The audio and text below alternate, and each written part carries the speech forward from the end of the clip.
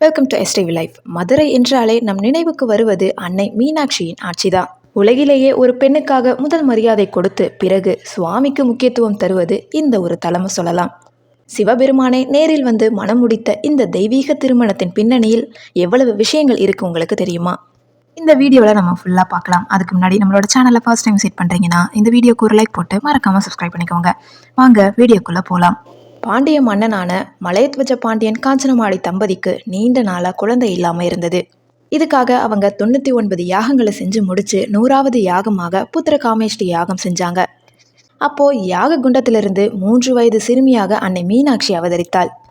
அவங்களுக்கு 3 மார்பகங்கள் இருந்ததை கண்டு மன்னன் அதிர்ச்சி அடைந்தாரு. அப்போ அசிரீரி ஒலித்தது. இவள் எப்போது தன் கணவனை சந்திக்கிறாளோ அப்போது 3வது மார்பகம் மறையும். இவங்களுக்கு தடாதகை என்று பெயரிட்டு ஒரு ஆண் வாரிசை போலவே போர்க்கலைகளை கற்றுக் கொடுத்து வளர்க்கவும் என்றது.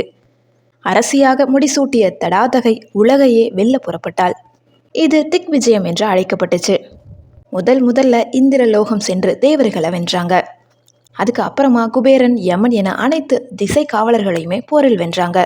அதுக்கடுத்ததாக யாராலையும் வெல்ல முடியாத கைலாய மலைக்கு சென்று சிவபெருமானின் நந்தியம் பெருமானையே தோற்கடிச்சாங்க.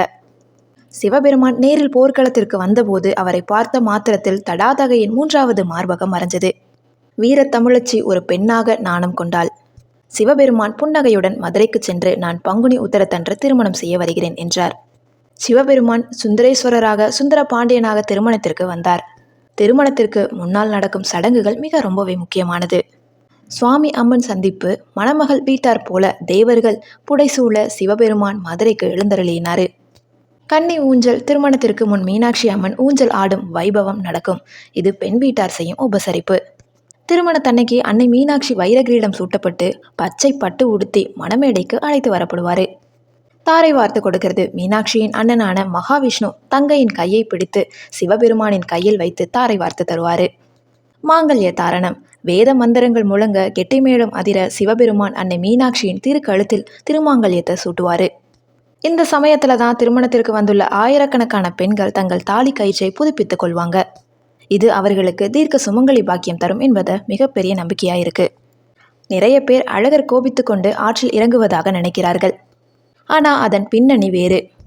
சைவத்தையும் வைணவத்தையும் இணைக்க வேண்டும் என்பதற்காக திருமலை நாயக்கர் காலத்துல இந்த திருவிழாக்கள் ஒன்றாக இணைக்கப்பட்டுச்சு.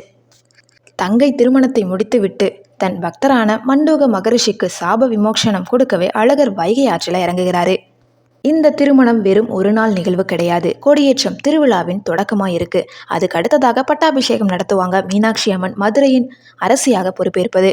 அடுத்ததாக திக்கு விஜயம், போர் புரிகிறது. திருக்கல்யாணம், சிகர நிகழ்வு நடக்கும். அதுக்கு அடுத்ததாக தேரோட்டம், மறுநாள் நடக்கும் பிரம்மாண்ட தேர் திருவிழாவா இருக்கும்.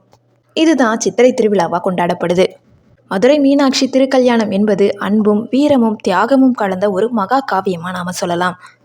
ஒரு சாதாரண பெண்ணாக பிறந்து உலகத்தையே வென்று இறைவனையே மணாளனாக பெற்ற மீனாட்சியின் புகழ் மதுரை இருக்கும் வரை நிலைக்கும். இந்த வீடியோ உங்களுக்கு பிடிச்சிருந்துச்சுன்னா லைக் பண்ணுங்க. யார் யாருக்கெல்லாம் மதுரை மீனாட்சி அம்மன் கோவிலை பார்த்துருக்கீங்கன்றதையும் கமெண்ட் செக்ஷன்ல சொல்லுங்க. தேங்க்யூ ஸோ மச் ஃபார் வாட்சிங்.